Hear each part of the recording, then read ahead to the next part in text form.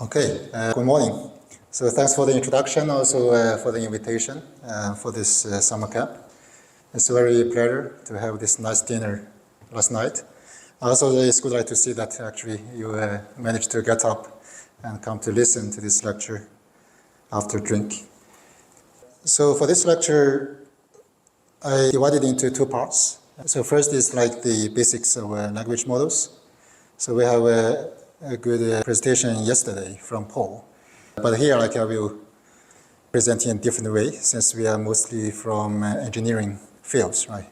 We are going to talk about the high level ideas about these language models. And also we focus on how to use language models. Right? We are not going to train this language model as transformer, but after we have this foundational language model, how we can apply that to the engineering problems, to the problems that in transportation. So that is like enhancement strategies. Right? It's not like you directly use language model, use the chat, but actually there's different ways that we can use that. We can use language model as a modeling approach, like mathematical programming. It's not just like a chatbot. And also what would be the pipeline to use language model for different engineering problems. Right? Since you are doing research, if you think about the research questions, we can also categorize the research question into three categories. Prediction problems, we can predict travel time, predict congestion, predict what the travel behavior for the users. Right? Those are all prediction problems. Right? We also have optimization problems. We want to do the network planning, optimize the route network, public transport network, or we want to optimize the timetable for the railways and for the buses. Right? So all those problems belongs to the optimization. And also we have the modeling problem. In transport, we have different type of modeling, traffic flow modeling, simulations. So then basically language model can be used to reformulate all those different type of problems differently. We are going to talk about the pipelines, how we can do that. And then for the part two, is basically I want to show that some of our lab research in those different areas. So the first one is basically we want to look at how we can use language model to try to model the route choice behaviors for the users, for the day-to-day travelers.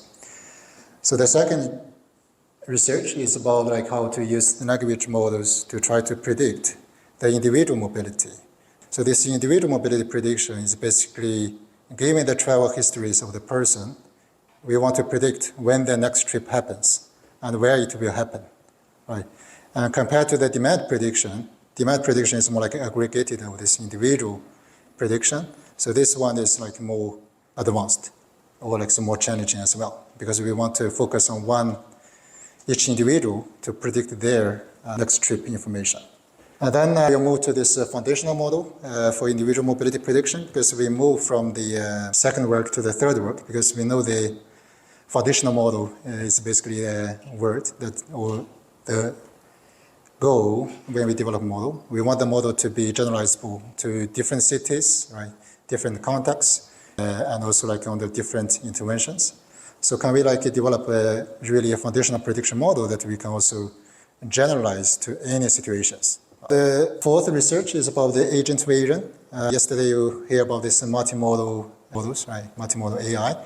So basically this is one of the applications that we want to look at how we can use this multimodal language model to try to look at this pedestrian crossing intention prediction. Right? This is a problem for the AV driving. So the AV robot basically needs to know for the pedestrian standing near the intersection whether they have the intention to cross or not.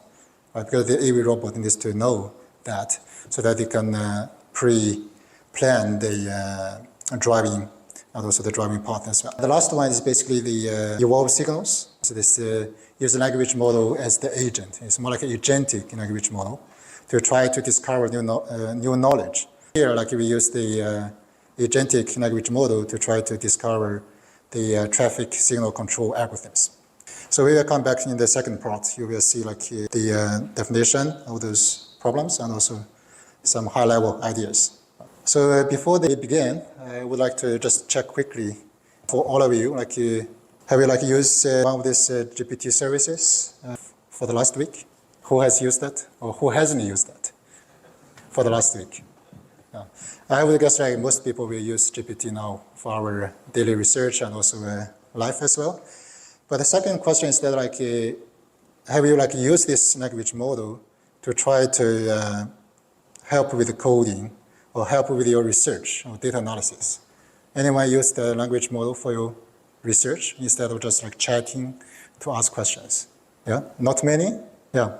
Basically, the second question is basically what we try to cover in this lecture. Right? So we are not going to look at this use language model as the text generators. We want to talk about how to use language model as the modeling approach.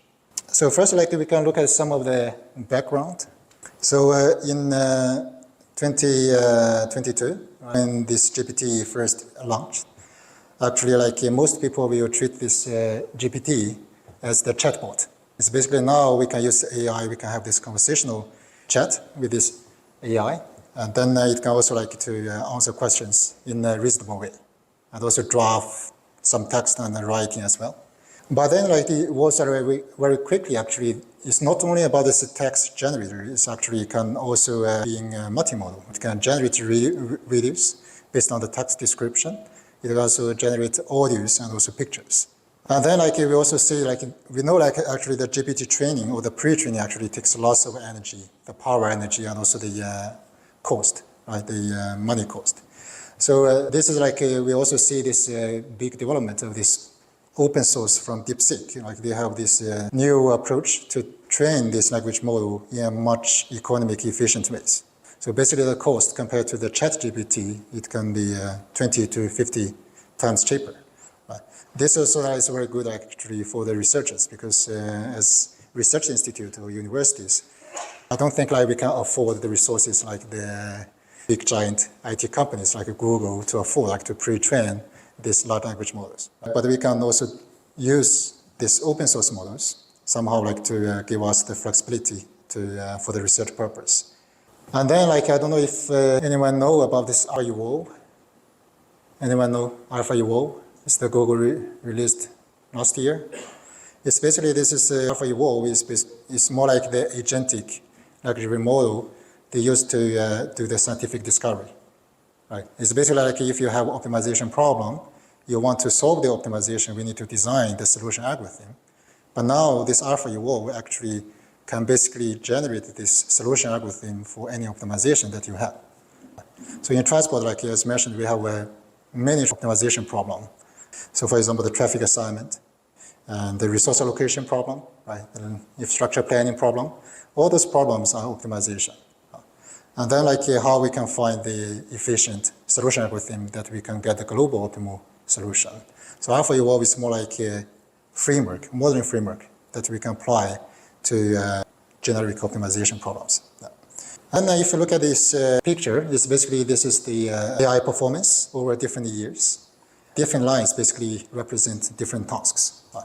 So if you look at like 5 years ago, in 2020, yeah, this is 6 years ago, basically like this language model can do a simple question and answer problems, right? But over time, especially like when the GPT-4 and GPT-4o was launched, you can see like this AI performance actually, they perform much like better for most of the tasks. Those tasks including this exams, right? Mathematical problems, also some structured reasoning problems, right? This different benchmark tasks, actually these IT companies that actually they use to benchmark their models. So this leaderboard performance doesn't really mean like this AI can do anything, right? Everyone knows that, right? Because if you work on this deep learning or AI field, you will know like if you train the deep learning to the enough time, you can always get very high performance for this prediction or inference. But it really like shows that like this AI evolution is very quickly, and also the capability of this AI to solve this complex problem shows promising performance. Right? This is the good news because all our transportation problem is complex because we deal with the humans. Right? If you think about where the transportation problems, congestion problem comes from, it comes from people. Right? It's that the people want to travel in this short time window on the limited road resources. That's why it causes like the congestions. And to deal with the human behaviors, that is like very complex.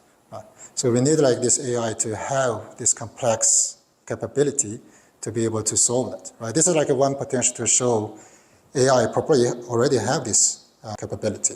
And also from yesterday's talk, and also like from the recent news, we also know that now the most recent idea for this language model is that it's agentic language models.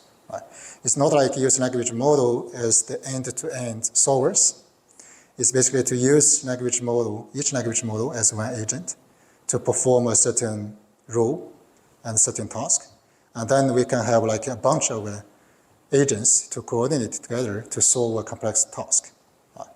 So basically now this agent, they have new capabilities. Basically it can not only like to generate text, it can also like to call different tools, browse the internet to search for information.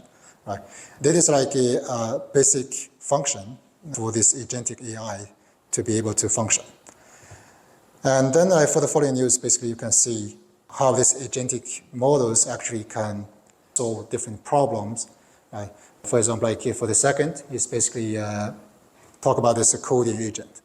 I don't know like if anyway you use CodeX for your coding, for your research. So that seems to be a must tool for our research nowadays. So this is like also like this one, all this CodeX is actually coding by this language model itself. So there's no software engineer involved. So that is amazing. And also the third one is basically, it's basically for the language model, we know like it has the problem. It has this memory forgetting problem, right? If you have this so large language models with different layers, and if you have new data, you want to retrain your language model, basically you will forget some of the important information probably in the pre-trained model.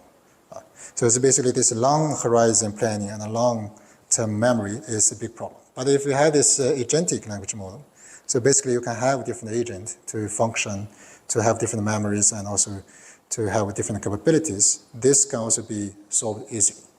Right? The last one is basically it can also discover some like important like cybersecurity issues, purely like use the language models. So that is also like a good news because we know like in transportation, if you are familiar with the transport demand modeling, right? We have this 4-step demand modeling in the textbook, but we also know this demand modeling is also like one of the frontier research area. Right? It has the flexibility and also the most advantage for us to model the complex behaviors of the users. But we can also see that this agentic language model has the same structure. It basically means we can also basically borrow this structure directly to this agentic demand modeling to try to model this transport demand for the planning. And then basically this is list like all the current, let's see, mainstream of the language models. They have this closed source, right? That means it's commercial sources. We need to pay when we use it. We also have the open source. One thing I like to see is that like if you look at this leaderboard, the ability, right? This is the, for example, the best performance of GPT 5.4. It has the score 67.3. But if you look at this open source data, like Deep version 4, it's 65.1. Right? It seems to be not so bad. Right? The good thing is that like as a researcher, basically sometimes we need to use the open source language models. Yeah, probably like I don't know like what open source data or closed source data, closed source language model you use.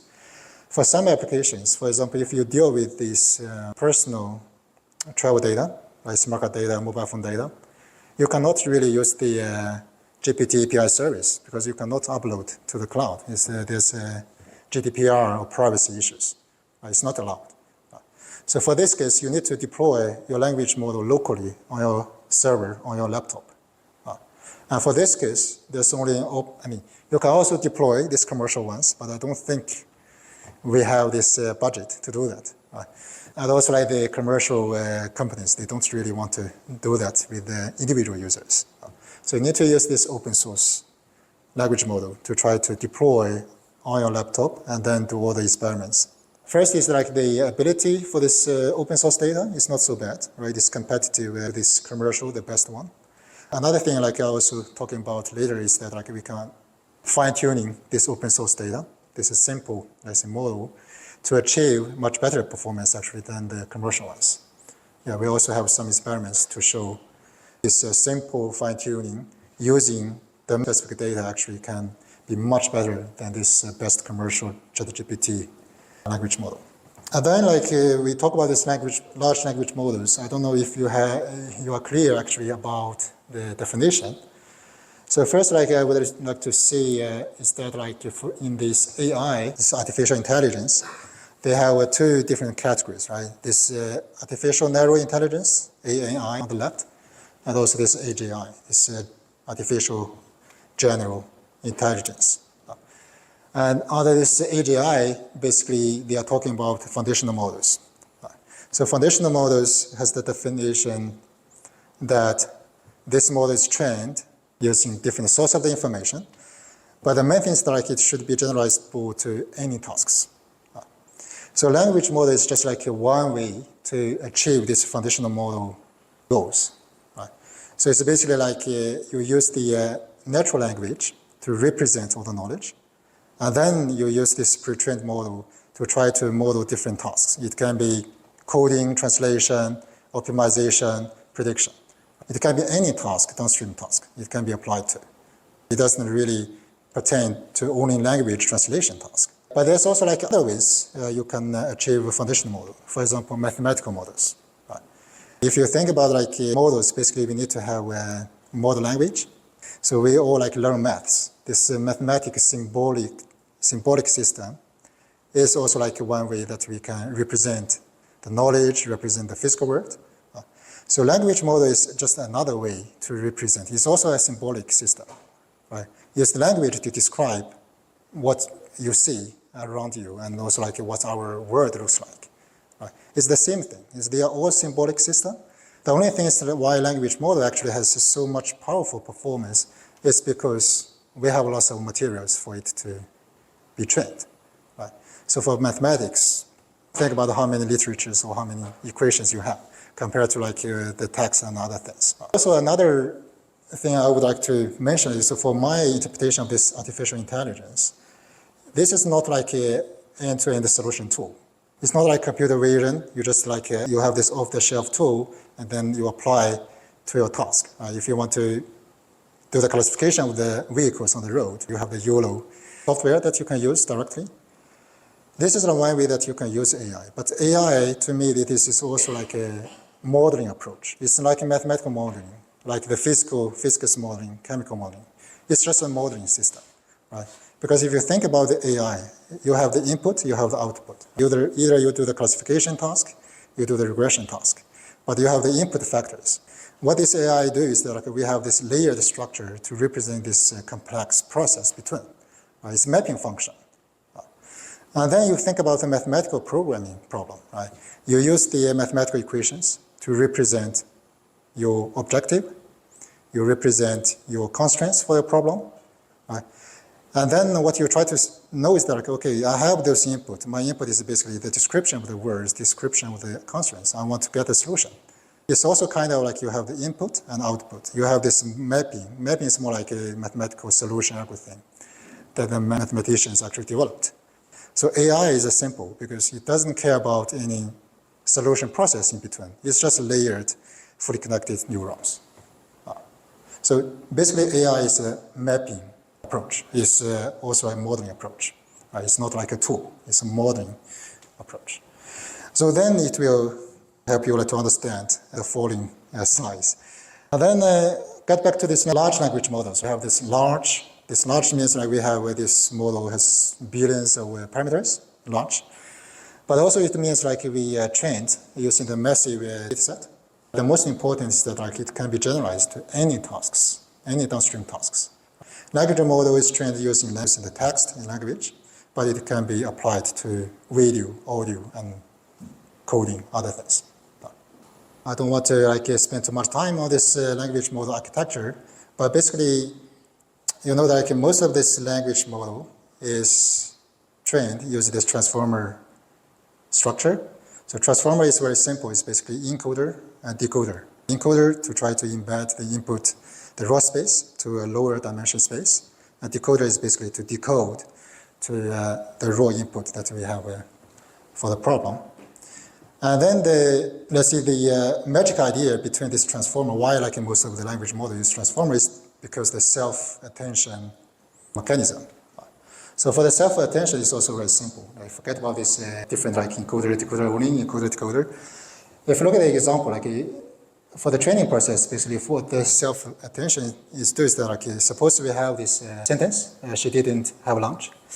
We want to predict the words, like so she's what? So we know like you can predict she's hungry.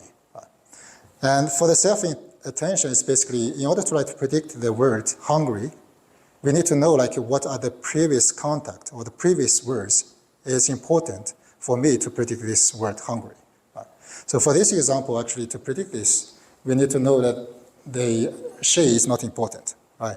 The didn't have lunch, actually those four words are important.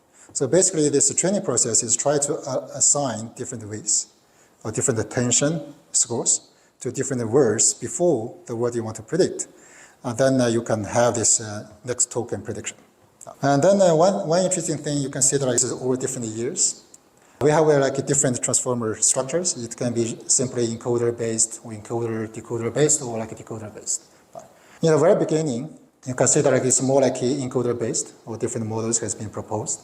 But then if you look at like most recent ones, including the ChatGPT, Claudia, and others, they are all decoder-based. Right? This is mainly because, the accuracy compared to the encoder-decoder based is relatively lower performance. But basically the computing or those training resource is much less demanding. Right? Because when we talk about like this model, we can not only look at the accuracy, we also need to think about the resources, how much we need to train them. And you probably are curious about like what's the general process when the companies to develop these pre-trained models. So basically they follow very similar process. There's a 3-stage. So first, like you have this pre-training. Pre-training is the stage that you let this AI to basically to be trained on the large scale of the corpus, text, materials, and books, web pages. For this stage, is basically to try to teach the AI to learn the basic of the knowledge, right? The syntax, corpus, the reasoning capability. For the second stage, actually in the first version of the GPT, they don't have the second stage, right? I think yesterday there's one student asked, what's the post-training? So basically like in the first version, they only have stage 1. That means we need to have this supervised fine-tuning. So this is the step, they have this question-answer pairs that is pre-labeled by the humans. And then we feed into this pre-trained model in the stage 1 so that like our trained language model has the capability to give us the answers based on the instructions. This is our post-training process, but now it is embedded in the most of this nowadays language models. The third stage is also a post-training step, but now it's also like embedded. It's called reinforcement learning from human feedback. Right? If you use ChatGPT, 2 years back, if you ask one question, it gave you two options of the answers, right? We ask which one you prefer, right? So this is basically the material that will be used to fine-tuning this language model to tailor to each person, to tailor to your preference. And then you use the codex, right? It's a perfect coding system. So why that works, actually, this is like one of the technology, it's called like reinforcement learning with verifiable rewards. Right? So in the previous slides, I mentioned you can have this human feedback as the fine-tuning material, but basically I cannot expect there's so many human feedback, or some human feedback probably is in the low quality. So the researchers actually come out with the idea, what about for some specific problem, like the coding, right? It's a well-structured problem, and it also have verifiable results. It doesn't need to rely on the people to provide the feedback, right? If your code works, it works. And also the mathematical problem is the same. If you solve this mathematical problem, it has one solution, right? And then if you get the solution, then you get the reward, right? So it basically means like for the reinforcement learning-based fine-tuning, you have another way to provide feedback to the language model, so that language model can adjust the parameters inside to these correct outputs. Right? But this is like mainly for the specific problems. As I mentioned, this problem should be verifiable. Mathematical problems, coding problems, something that has the right answer automatically. Right? And then you can imagine also this will be used for this AI model. It's the same thing, right? We have this agentic AI. We have a bunch of these language models to perform one task. We can also use the reward as if this bunch of language model can solve this task as the reward. If it is complete, it is 1. If it's not complete, it's 0 or negative. Right? So this is provide like a very good or objective feedback to the language model to adjust itself to different tasks.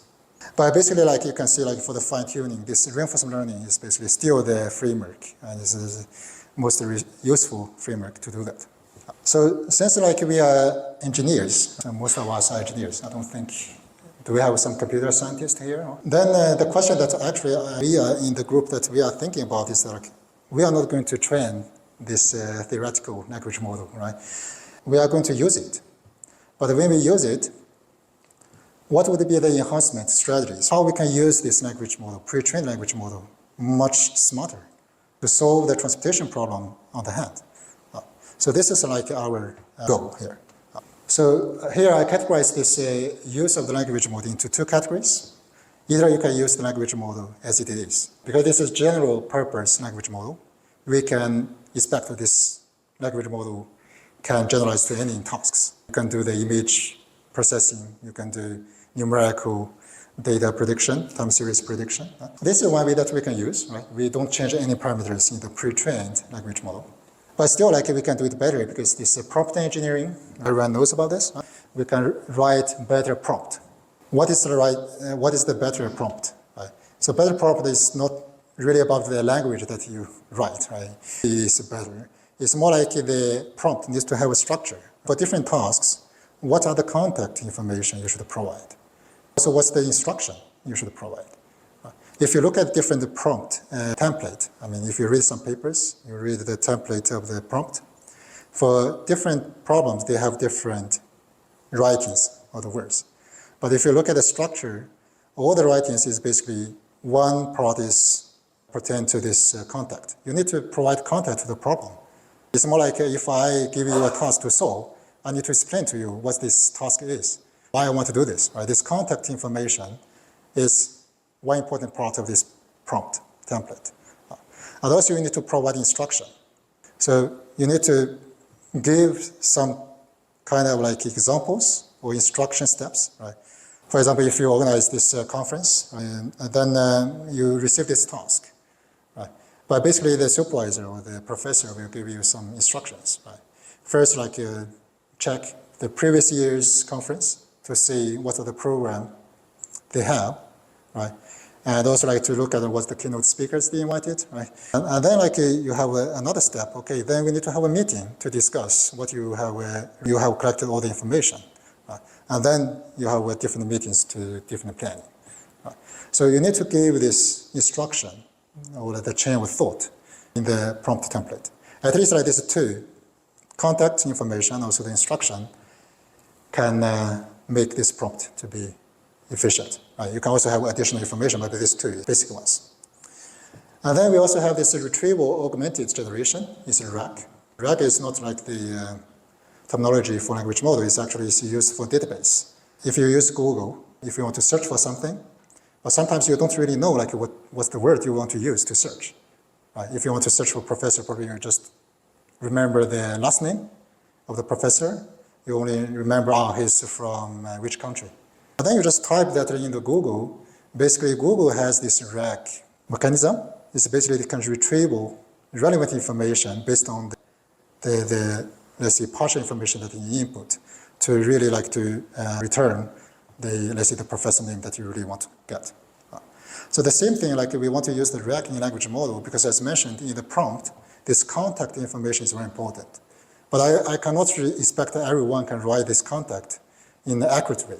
That is why this RAG is very important, because RAG can basically retrieve information from the external sources, not only from the pre-trained model, because pre-trained model may miss some important information. Also, if information is outdated, but if you have this RAG, it can enhance this contact in this prompt to basically to enhance your results queries. And then we can use language model as agent, as mentioned, agentic AI, agentic language models, right? So the idea is very simple. You have different agents perform different roles, and then they can coordinate to solve complex tasks. So we don't need to change the parameters. We just need to restructure the language model in the way that can solve the problem that we have. Then the second enhancement strategy is that we need to fine-tuning this language model parameters. But we cannot change all of these parameters, as I mentioned. This pre-trained language model is so deep, right? So many layers. Even like you change one layer, probably you will change the whole structure. You will destroy the whole structure of this language model capabilities, right? We don't want to do that. So we need to do this fine-tuning by how to see, like you will see some equations afterwards. We can come back to that. But basically, there's two different approaches that we can do fine-tuning. This parameter-efficient fine-tuning is mainly also considering these computing resources. We need to have this computing efficient way to fine-tuning our model to transportation problems. And then we can also use the reinforcement learning again to let the language model to tune itself automatically. So now let's look at like a one by one how this enhancement strategy works. So the first is the prompt engineering. This is probably, this slide is made in 2024.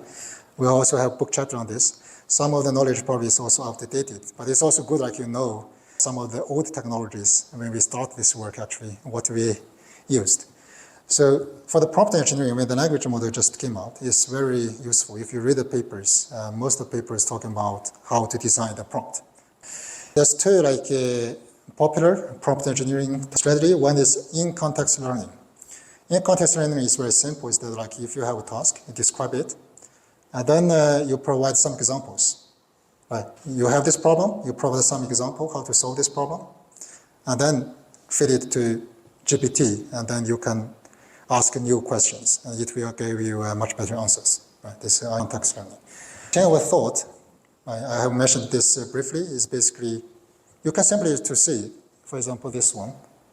The second one, the first one is basically you ask the question only. The second one, you just give this simple, like let's think step by step. Right? It can get the right. You can also do this further, right? In the rightmost block, you can see that like you can also give some instructions or give some examples to make sure it has the GPT basically can capture the problem characteristics, and then it can answer the similar problems that you ask. It's a very simple idea, but basically you can get much better performance. And this self-critique and also more ideas being proposed. So self-critique is basically you have this iterative idea. You can use the iterative framework to try to let the language model to answer the question first, and then you provide feedback, and then let it to answer again. Right? So basically it can somehow like give you the right answer, but sometimes you can also see that the language model to try to please you, right? To basically give you the answer that you want. That's also another problem, because the language model is intention to tailor to a preference. That also means if you ask the GPT and also provide feedback many times, probably it will just like confess like to what you want. But anyway, like if for most of these scientific problems, this seems to be a good idea, right? Because if you think about optimization, we have the heuristic. Right? If you think about the heuristic algorithm, it's iterative algorithm. So this is a similar idea why this is actually also being used here. This retrieval augmented generation. So as I mentioned, like this is basically to use to enhance the contact in the prompt. You can see that like you have this query here. Instead of like directly put your query to the language model on the right, in between, basically you can have this retriever module to retrieve the external resources or retrieve some of the pre-trained knowledge graph to try to get similar information, similar document, or similar questions that has been asked. And this contact will be combined with your queries together to be input to this language model.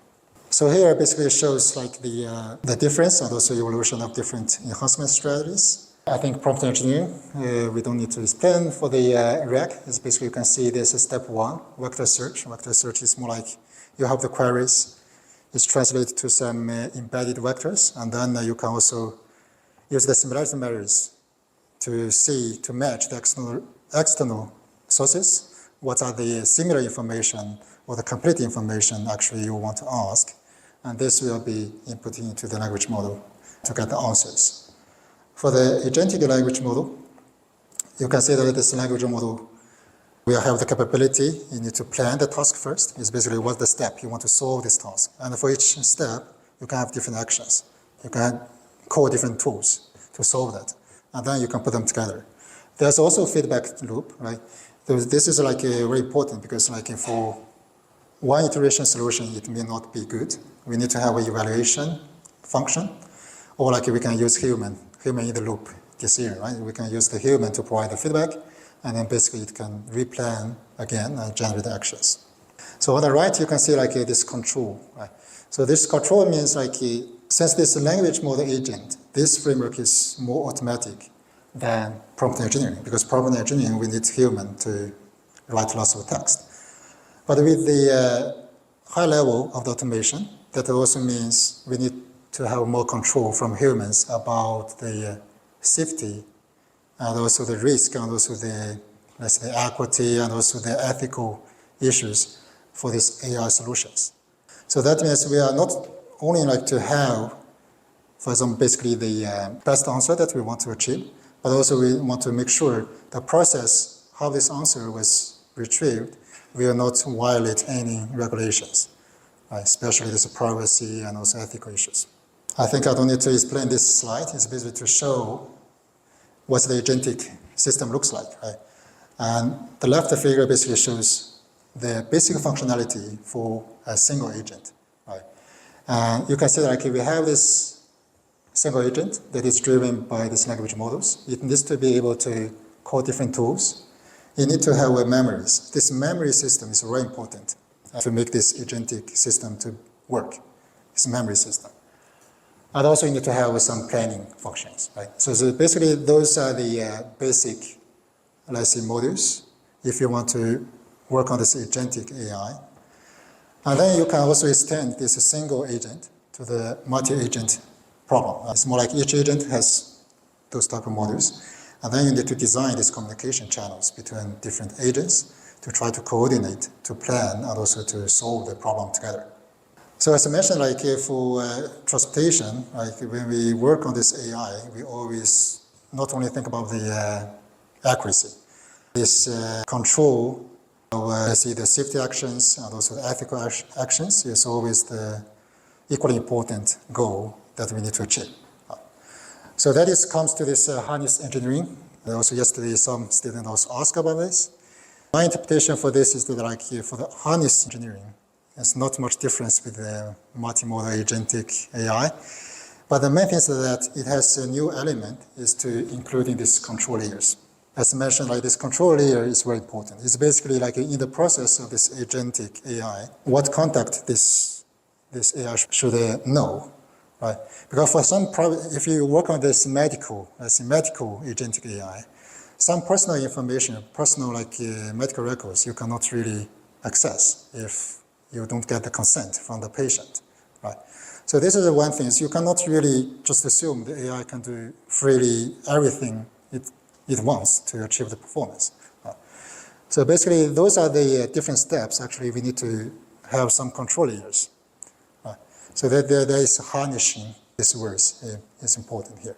Then we have this self-evolving agents. So for the previous agentic system, basically we need the human to design the structure, how this agent is designed, and also how the communication between this agentic AI works together. Right? But self-evolving agents says that, let's not do that, right? Let's get humans the loop. It's basically, we can provide the feedback. We have this AI, agentic AI, and then we just like specify the reward, right? If you complete the task, you get 1, otherwise 0. And then you have this feedback loop to drive this agentic AI or multimodal agentic AI to try to function and update by itself. This also works. It's basically replaced the human feedback to this objective reward, like this complete task or not. And all those strategies, basically, they don't change any parameters. Right? You just use language models as it is. Right? It's just like restructure things differently. So this PFT, so this, also this low rank adaptation is basically one of the popular approach to try to update the fine-tuning the pre-trained models. If you look at the equation on the right, it's very simple. It's basically you froze in all the parameters in the pre-trained models, and then you try to fine-tuning a small model that will get this WC to try to add to the model, the pre-trained models. Then there's another fine-tuning technology is proposed by the DeepSeek. That's also like why this cost is very cheap. This is like a knowledge distillation, right? So you have some commercial models, the best models. You can try different questions. You will get the reasoning process. You get the right answers. You will store those correct reasoning process, the question itself, right? You have this pair of the synthetic training data. And then you will use this synthetic training data to train small open source data, and then you will achieve the same performance as the state-of-the-art commercial ones. It's more like you are a student, so we have the teacher, so the teacher will basically summarize all the important information for you, then you don't need to learn the book by yourself, right? So this is like a very efficient way to do this fine-tuning. For the reasoning, it's basically another step further. If you think about this knowledge distillation, basically you need to prepare this supervised learning training data set, right? It's basically questions and answers. You need to use the language model to generate those and then to train your small models. It's still a supervised learning. But for this one, it's basically, we don't need to do that, right? Just provide a reward using reinforcement learning to try to let the AI to figure out what's the right reasoning strategy and also what's the right answer. As mentioned, like to train AI, you don't need to tell the AI what to do step by step. What you need to do is that you need to only specify the right incentives, the right reward. This is also like one of the philosophy, right? If you want to teach a student how to do research, it's not like the supervisors will teach you step by step how to do research review, how to do this, and it's more like you need to publish paper, right? Then you will figure out, okay, what are the steps you need to follow, right? You can talk with your peer PhD students, you can talk with the supervisors, your friends, right? But basically those reasoning process will be automatically generated by each of this agent. So my time is up. Let me see, because I have 3 slides, I'm not sure. So before like we talk about this language model itself and also how we can enhance the language model for different tasks. But now like you see like how we can specifically like to use this language model for engineering tasks.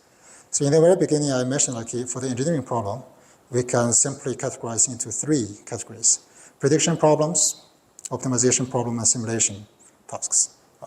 Maybe there's also transportation modeling task, but if you think about the complexity of the transportation system and also the coupled transportation electric system, simulation probably is the only feasible way that we can model our complex system nowadays. So that's why like, I only talk about the simulation here. Then my question is that like, what's the pipeline, right? We talk about the language model can do this, can do that, but how we can really apply a language model to model our prediction problem, to model our optimization problem, and also to model simulation. And if we go back to the prediction task setup, for the prediction, usually we have a different type of data, right? Categorical data, numerical data, continuous, discrete, and we have the output, right? We want to predict something, and then we have some state-of-the-art models we can benchmark with. And also for evaluation, not only about the prediction accuracy, but we can also look at the explanation. So we have the same input and output. As I mentioned, the language model is also a modeling framework. It's more like a mapping function between input and output. So previously, if you have this input of this data, let's say you have the travel time, historical travel time data, you want to predict the travel time for the next 15 minutes. What you need to do in between is that you can have linear regression models, you have machine learning models, tree-based models, or other different models. You try different things. So here is the same. So we just replace the middle layers to language models, right? So here is that like for the language models, it can only be represented as language. Right? That means you can simply like to translate all those tabular data, numerical data to be text, descript information. Right? For example, like if I travel from my hotel to here, I take 45 minutes, right? In the Excel, it's basically 45 from A to B. Now you will translate A, B, 45 to a sentence. You can mention Professor Ma traveled at 9 from hotel to here. It takes 45 minutes. That's the only thing that you need to do, actually, to use the language model to do the prediction for this travel. It's only to change the input representation to be the text. And then you will use the text reasoning capability to do the prediction. Right? If you translate everything, your input to text, basically you can use the language model, pre-trained language model, reasoning capability to predict, okay, if Professor Ma will go from the same place to the same place, but start at 10, how much time it will take. Then it can reason based on the information that we provide. So this is one way that you can do that. The other one is like for the fine-tuning, the top one is basically you just do the prompt. The bottom one is like we also need to do some fine-tuning. As mentioned, like this is a transportation prediction problem, then we need to have more transportation contact. For language model to solve optimization problem, one approach is that like you can directly ask language model, this is my equations, what's the answers? 1 + 1 equals to what? So this is like a simple things it can do. But also like for some optimization, simple optimization, it can also to solve. For example, the shortest path problem. If you ask, and this is the network and travel time for each edge, and then what's the shortest path from A to B? It comes very easily. But this is actually very limited. What makes this to be generic is basically this alpha evolve framework. So this is the framework is that like instead of like just to give you the answers directly, it's basically to try to come out with the process, how to understand this problem, how to solve it, and also what would be the final solution. So if you think about the human, right, when we were given a question we need to solve, if I just ask, okay, this is the question, just let me give the answer. No one can answer that probably.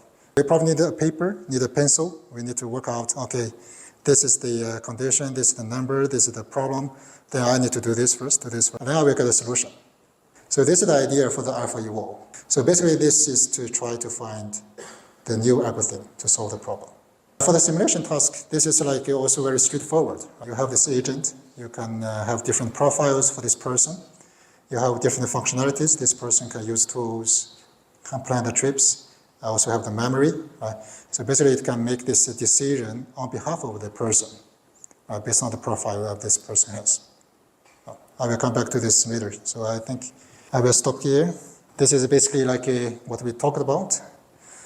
I think next part is also interesting. Is basically we talk about like this language models, how we can use that, how we can enhance it.